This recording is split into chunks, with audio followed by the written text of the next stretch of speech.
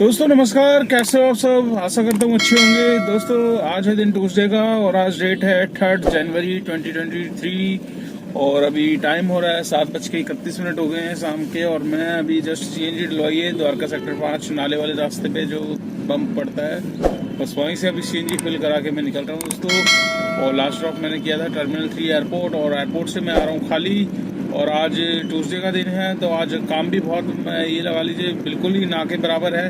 काम आज था ही नहीं, मतलब 50% काम था 100% में से, तो 50% काम है तो 50% ही कमाई हुई होगी।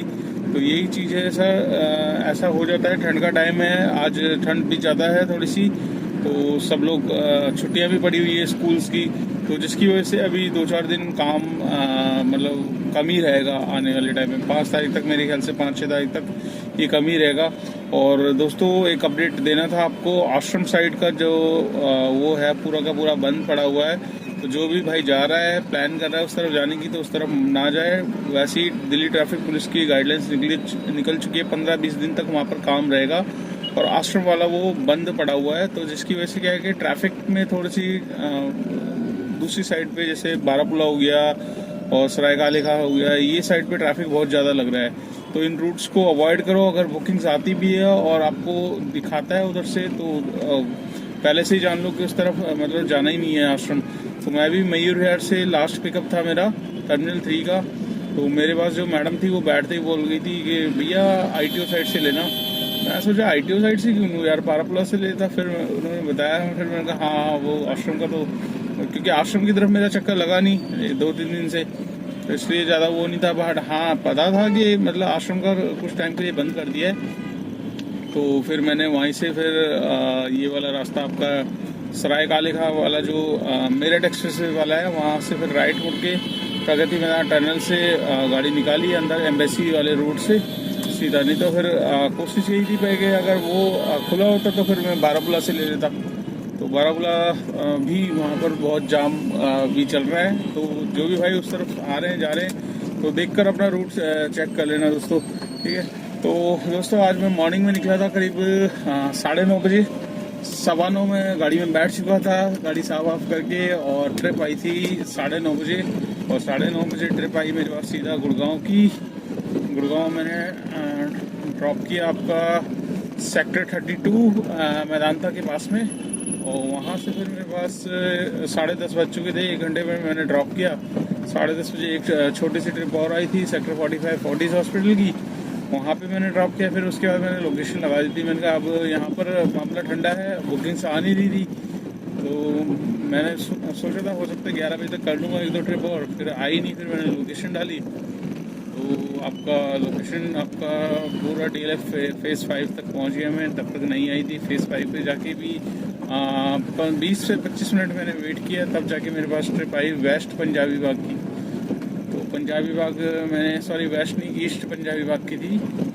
तो अशोक पार्क मेट्रो स्टेशन के अंदर कॉलोनी है, वहीं पे ड्रॉप किया था। वहाँ से ड्रॉप करके फिर मैं बाहर निकला आपका पंजाबी बाग की तरफ। पंजाबी बाग से मेरे पास सीधा जो बुकिंग आई आपका तिमारपुर साइड की, नॉर्थ कैंपस की। तो नॉर्थ कैंपस में मैं वहाँ से ड्रॉप किया। वहाँ से फिर बुकिंग आ नहीं रही थी, तो मैंने सोचा यार यहाँ से लंच कर लिया जाए। तो लंच के टाइम पे मैंने जो लाइव अभी आया था, तो काफ़ी भाई मेरे से जुड़े भी थे, 2-3 भाइयों से बात भी करी थी। तो दोस्तों इस लाइन में वही है, काफ़ी भाई आने की सोचते हैं, पर वही होता है ना, आपका काम मैं समझाना। मेरे से कोई फीडबैक लेता है तो मैं कोशिश करता हूँ कि भैया उनको सही राय दूँ, ठीक है। अपनी राय यही थी उन भाइयों के लिए कि भाई पहले किसी और की गाड़ी लेके चला लो, या एक्सपीरियंस किसी से पूछो 10 जगह किसी भी लाइन में आने से पहले, क्योंकि ऑलरेडी इस लाइन में कंपटीशन बहुत है। बहुत लोग आ चुके हैं और आके जा भी चुके हैं, पैसा भी फंसा चुके हैं। तो मैं सभी को यही गाइड करता हूँ। बट जो भाई इसी लाइन का है, जो इस लाइन में चल रहा है ऑलरेडी, उसके एक आपने देखा होगा लाइव आया था, तो एक भाई के फादर भी करते हैं, तो उसको थोड़ी सी डिफ़िकल्टी इसलिए नहीं होगी कि उसके ऑलरेडी फादर करते हैं, तो उसका लिंक अच्छा है, तो वो ओला उबर के भरोसे नहीं बैठेगा, तो वो अदर काम भी कर सकता है, तो वो इस लाइन में सक्सेस हो जाएगा। अब जो एकदम ही फ्रेशर है, कोई दूसरी लाइन का है, अब आज लाइव में आपने देखा ही होगा, दूसरा एक भाई था, वो अपना बिजनेस करता है, 1000 रुपये डेली की निकालता है, पर उसके बाद भी उसकी फैमिली उसको वो नहीं कर रही सपोर्ट। तो उसने कहा कि भैया मैं ओला उबर में कर लूँगा काम, मेरे को ड्राइविंग भी आती है और मेरे यार दोस्त भी हैं ओला उबर में, कोई दिक्कत वाली बात नहीं होगी, आउट स्टेशन भी कर लूँगा तो मैं निकाल लूँगा। अगर खाली कोविड का भी लग रहा है 3-4 महीने गाड़ी खड़ी भी होनी पड़ी तो भी वो उसमें मतलब एग्री था। तो मैंने कहा ठीक है यार, देखो आप किसी के माइंड अगर सेट हो चुका है तो उसको आप चेंज नहीं कर सकते, ठीक है। आप अपना काम था बताना, मैंने उसको बता दिया भाई ये चीज़ है, ये चीज़ करके देख ले, फिर लाखों रुपए फंसाने से बच जाएंगे। पर वो नहीं था, उसने डिसाइड कर रखा था, तो डिसाइड कर रखा है, जो ठान लेता है भैया वो तो करके ही मानेगा, उसको आप चाहे कुछ भी बोल लो। तो काम देखो ऐसा नहीं है कि काम नहीं है, काम करने वाले हों तो काम भी निकल जाता है। तो ये सब चीज़ें हैं। तो दोस्तों आज हम बात करेंगे मतलब ओला उबर के बारे में ही करूँगा बात, खासकर उबर के बारे में। और कल जैसे आप कल मैंने एक ब्लॉग बनाया था उबर के बारे में ही बताया था कि ऐसे ऐसे राइडर मिलते हैं जो लोकेशन मतलब अगर हम 3-4 किलोमीटर रूट लंबा हो जाता है तो फेयर चेंज हो जाता है। तो उसके ऊपर मैंने बताया था कि भैया ऐसा हो सकता है, और वही चीज़ आज मेरे साथ हुई। आज मॉर्निंग में मेरे साथ मेरे वॉलेट से पैसे गायब हुए। कितने पैसे गायब हुए? 102 रुपये एक गायब हुए, 67 रुपये एक। 2 ट्रिप में कस्टमर ने कंप्लेंट करी मेरी, ठीक है। तो दोनों ट्रिप में से 167 रुपये निकाल लिए गए। यहाँ पर आप देखिए साइड में, जब भी सुबह उबर ऑन करता हूँ दोस्तों तो सबसे पहले मैं अपना वॉलेट चेक करता हूँ। वॉलेट में देखता हूँ कोई फेयर एडजस्टमेंट तो नहीं हुआ है हर ट्रिप का। तो 2 फेयर एडजस्टमेंट, जैसा कि मैंने लास्ट व्लॉग में बताया था कि ऐसा हो सकता है, और इसको रिफंड करने का क्या तरीका है, कैसे आपको रिफंड करना है, ठीक है, वो भी मैं आपको बताऊंगा। बट सबसे पहले दोस्तों, कभी भी आप जब भी डेली अपना उबर का वो करते हो काम, तो अपना बैलेंस चेक करके रखो, या फिर कोशिश करो कि अगर आपका बैलेंस 500 रुपये से ऊपर है तो उसे कैश आउट मार लो, ठीक है। कैश आउट वॉलेट में रखो ही मत। डेली का काम हुआ, शाम को 500-600 आ रहे हैं तो कैश आउट मार लो। इससे क्या होता है कि आपने कैश आउट मार दिया, उससे कुछ माइनस होगा तो आपको तुरंत पता चल जाएगा कि ये माइनस कैसे हो गया। फिर 5 रुपये कैश आउट मारने के लेता है वो, उससे ज़्यादा माइनस होना नहीं चाहिए। तो इससे क्या है कि आपको पता चल जाएगा आपका बैलेंस माइनस में है या प्लस में। डेली का मैं तो मतलब 1000 रुपये में मारता था, बट मैं भी अब कोशिश यही करता हूँ कि जितना ज़्यादा कैश आउट मार लो उतना बेस्ट है। तो दोस्तों आज मॉर्निंग में मेरे को ये चूना लगने का लग ही रहा था डर, क्योंकि जैसे कि मैंने लास्ट उसमें बताया था कि कल की जो राइडर थी वो मेरे से करवा रही थी, तो मैंने करके बता भी दिया था उसको। तो उसके बाद सीधा मेरे पास आज सुबह दोनों ट्रिप, एक ट्रिप में महिपालपुर से लेकर आया था पालम कॉलोनी का भी दोस्तों जो रास्ता है वो फाटक से बता रहा था शॉर्टकट, ठीक है। अब राइडर कह रहा है द्वारका साइड से लेके चलो, तो द्वारका से अगर जाएंगे हम तो ऑफिशियली 2-3 किलोमीटर तो बढ़ ही जाएगा, दादा देव मंदिर साइड से द्वारका रामपाल चौक होते हुए। तो 3 किलोमीटर का रास्ता, 3 से 4 किलोमीटर का रास्ता बढ़ा, फाटक से लेके वहां तक फ्लाईओवर के ऊपर से जाना, तो वो उसका फेयर बड़ा होगा। तो उसने मेरी कंप्लेंट करी तो फेयर कम हो गया। तो दोस्तों आज मैं बताऊंगा आपको फेयर कैसे मतलब रिफंड करते हैं। तो आपको यहाँ पर दिखा देता हूँ, यहाँ पे साइड में मैंने स्क्रीन रिकॉर्डिंग करी थी, सुबह ही मैंने ये रिफंड किया है। तो सबसे पहले आप यहाँ पर एप्लीकेशन को खोलोगे, एप्लीकेशन को खोल के यहाँ पर आप देखो वॉलेट में जाओगे, वॉलेट में गए, वॉलेट में जाके आपको दिख रहा होगा यहाँ पे फेयर एडजस्टमेंट हो रखा है। ये 2 राइडों में फेयर एडजस्टमेंट हो रखा है। तो एक एक करके पहले एक राइड को ओपन कर लेंगे, ओपन करके इसमें आप सीधा हेल्प वाले सेक्शन में जाएंगे, ठीक है। पहले तो आपको दिखा देता हूँ फेयर एडजस्टमेंट, देखिए कैसे इसमें इशू डाल रखा है कि टेक्निकल इशू है GPS का, ये राइडर ने कंप्लेंट मारी है। तो इसमें हम हेल्प सेक्शन में जाएंगे, हेल्प में हम आपका ट्रिप फेयर वाले में जाएंगे, ट्रिप फेयर पे यहाँ से क्लिक करके फिर हम अंदर जाएंगे फेयर इशू में। फेयर इशू के बाद फिर हम जाएंगे यहाँ से आप यहाँ पर ऑप्शन खुल जाएगा एक स्लाइड सा, उसमें ऑप्शन आ जाएंगे दोस्तों। देखो फेयर इशू के बाद इसमें 3-4 ऑप्शन मांग रहा है। पहले तो फर्स्ट मांगेगा ये ट्रिप कौन सी डेट की है, तो उस डेट को सिलेक्ट करना है आपने। कल की ट्रिप है तो कल की डेट मारेंगे। तो इसमें आपको दो, देखिए काफ़ी सारे ऑप्शन होंगे, सिर्फ आपको सिलेक्ट करना है दो ऑप्शन। एक आपको सिलेक्ट करना है rider took a long route, rider ask, मतलब राइडर ने हमसे बोला है कि डिफरेंट रूट लेने को, इस पे आप ओके करोगे, ठीक है। क्योंकि ऑलरेडी रास्ता बंद था तो हमें दूसरे रास्ते से जाना ही पड़ा है, तो भाई राइडर एग्री हुआ है तभी तो हम जाएंगे, हम बिना उसके तो थोड़ी नहीं जाएंगे। तो वो हो गया। और सबसे नीचे का ऑप्शन है प्रीवियसली फेयर एडजस्टेड, तो ये वाला ऑप्शन आपको क्लिक करना है। ये दो ऑप्शन आपको क्लिक करके और नीचे इसको सबमिट कर देना है, ठीक है।